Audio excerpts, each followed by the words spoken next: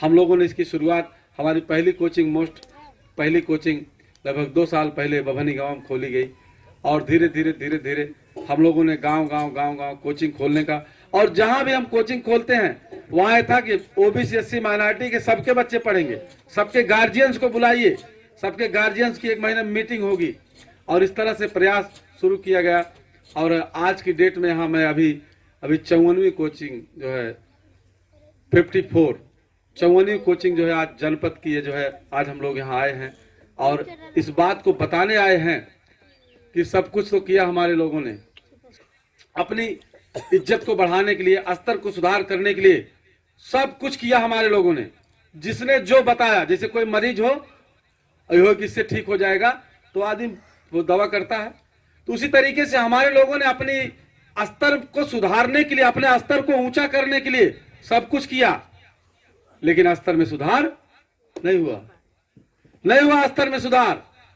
लेकिन शिक्षा, आज मैं बताने आया हूं आपको कि शिक्षा एक ऐसी चीज है जो आपके स्तर में सुधार कर सकती है और सुधार कर रही है।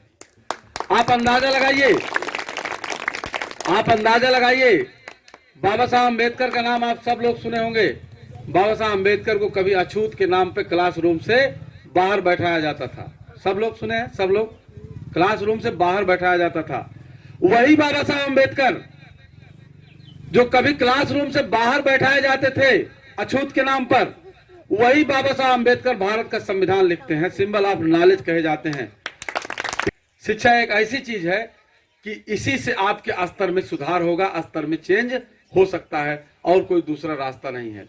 बात आती है कि हमारे बच्चे, आप लोग ये कह सकती हैं कि हमारे बच्चे या हमारे भाई लोग कह सकते हैं कि हमने सब कुछ तो किया, हर चीज किया, लेकिन हमारे बच्चे पढ़ने में कमजोर हैं, हमारे बच्चों को दिमाग कम है, बुद्धि कम है। मैं बता रहा हूं, इन बच्चों में बुद्धि की कमी नहीं है, दिमाग की कमी नहीं है। इनके आजा पुरखे जो कभी हड़प्पा सभ्यता के निर्माता हुआ करते थे, इनके आजा पुरखे कभी जो इतने बलशाली थे कि उनको जो है सौंगी साटा कोई हराना उनके लिए मुश्किल था। राजा बलि वगैरह को सौंगी साटा हराना मुश्किल था, उनके लिए धोखे का प्रयोग किया गया। उनके बच्चे हैं, इनके रगों में वो जो है ब्लड बह रहा है। लेकिन दिक्कत कहाँ आ रही है? दिक्कत इसलिए आ रही है कि आज ये कलम का युग है। आपने कलम के युग को जो है समझा नहीं, कलम के युग को जाना नहीं, इसलिए आज जो है ये बच्चे बेकार बने टहल रहे हैं। इनके पास दिमाग की कमी नहीं है, बुद्धि की कमी नहीं है। और सबसे बड़ी बात यह है कि हमारी माताएं बहनें 3-3 साल 5-5 साल इनको दूध पिलाती हैं, और आप सब जानते हैं कि माँ के दूध में जो ताकत होती है, माँ के दूध में जो रोग प्रतिरोधक क्षमता होती है, वो किसी एंटीबायोटिक या किसी और दवा में नहीं होती है। दुनिया पे शासन किया, कभी इंडिया पे शासन किया इनके पुरखों ने, उनका ब्लड इनके रगों में बह रहा है। तो ये कहीं से इनके पास बुद्धि की कमी नहीं है, दिमाग की कमी नहीं है। बस दिक्कत यह है कि आप लोग जो है जिस तरह से अन्य कार्यों में रुचि लेते हो, जिस तरह से आप लोग अन्य कार्यों में रुचि लेते हो, उस तरह से आप शिक्षा के कार्यों में रुचि नहीं लेते हैं। आप बच्चे को बात बात पे भाग्यवाद बताते हो कि भाग्य में होगा तो बच्चा पढ़ाई पढ़ोगे, आप भाग्य में होगा तो पास हो जाएंगे। मैं यहाँ आप लोगों से अपील करने आया हूँ, आप अपने बच्चे को भाग्यवादी मत बनाइए, क्योंकि जब बच्चे के कान में भाग्य की बात पड़ती है कि भाग्य में होगा